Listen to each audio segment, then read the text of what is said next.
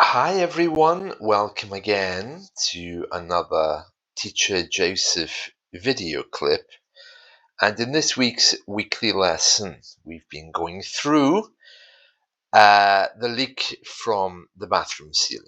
Okay, so I'm just going to read through this until we get to a difficult part, and then we'll talk about it. Okay, so it begins with a very nice introduction, and then it moves on. Okay, so it was 8 a.m. on the 15th of August 2024, and I was nursing a glass of orange juice. Now, I was nursing a glass of orange juice is a very nice way just to say that I was holding it in my hand and looking at it, not uh, really examining it in any detail. But if you hold a glass in your hand and you kind of hold it tightly while your mind goes somewhere else, you're showing some kind of care for the thing. And in English, we can say, I was nursing that thing. It's very common to say that about alcoholic beverages. I was nursing a glass of whiskey or a glass of orange juice. Nursing, of course, just means caring for. Yes. And we often say that when we're talking about drinking something which we're enjoying at that moment. Wondering why I gave up coffee when suddenly I heard rain. But it was closer than usual, and the drops seemed to be louder compared to the usual light tapping on the window. Yeah, so we use that in songs a lot about tapping on the window.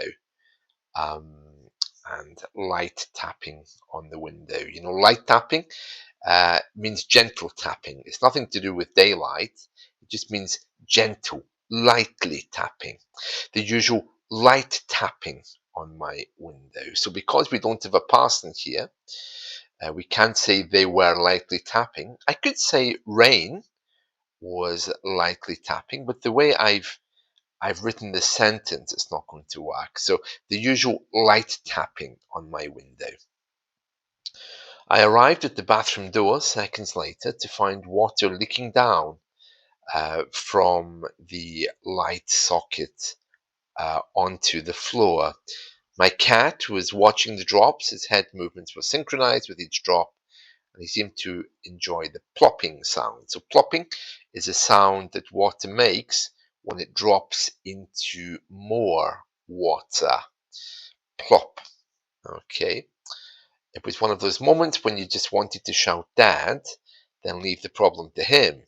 Although even if my father was still alive, it most likely would have been my mother who would have immediately contained the water and then marched to the apartment above to start a conversation with the neighbor, whom no doubt she would have known already.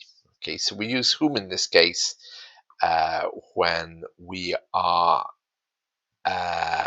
writing long sentences like this. You could say who, but it's just a little bit more correct to say whom when you're referring to someone. That neighbor whom lives upstairs, for example.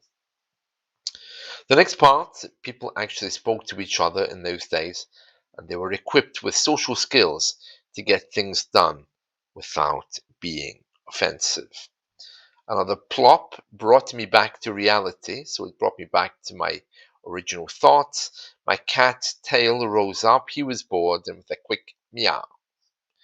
Yeah, this is the sound that a cat makes. We normally write it in this way, meow. He went off to sleep somewhere else, which left only me. I mopped up the water and moved the mop and pail to under the drip. Yeah, this is an interesting one, the mop and pail. So the pail is what you have with the mop. It's the bucket, basically. We call it a pail. Not to be confused with the skin color. Oh, he's looking pale today, which is P-A-L-E.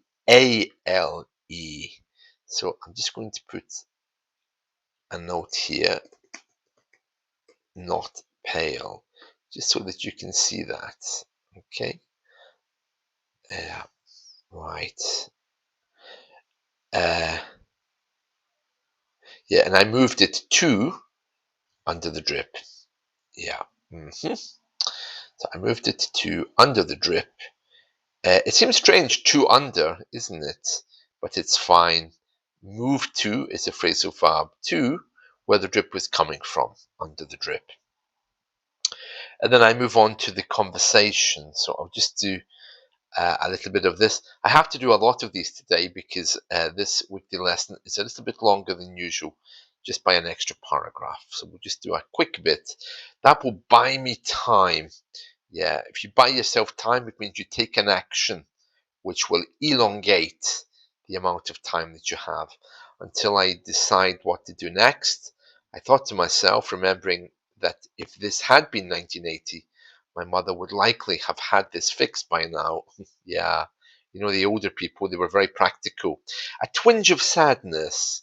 Yeah, a twinge is a sudden emotional pain. Okay, so that's a very good word for you to know. And I think we'll leave it there for the moment because we've covered quite a few things there already, and there's loads more to cover. So we'll do the same tomorrow. So we want to go down here, and as always, just have a little motivational moment. Okay, and I'll just move this down. I'm just going to ask the question.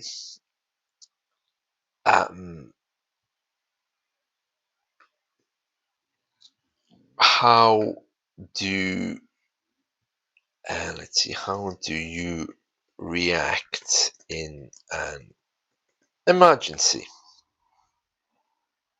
Yeah. What can you learn about yourself? And also, maybe it's better to say, what can this teach you about yourself? And also,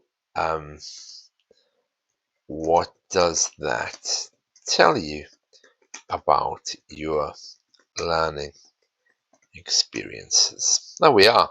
So that's a very good thing to focus on today. How do you react in an emergency? What can this teach you about yourself? What does that tell you about your learning experiences, particularly in the way that you learn? So something for you to think about today, because if you learn more about your personality, you can learn more about what works for you in learning. What I'm finding is that I'm one of these people that I need to make learning somehow completely appropriate for myself. If you just give me a grammar book, that's not going to help. It has to be something that's related to something I love, something I like. And with English, that probably is quite easy because all you have to do is actually make sure that the English stuff you learn is related to a hobby of yours. And that makes it much more enjoyable if you link it in with a passion that you already have.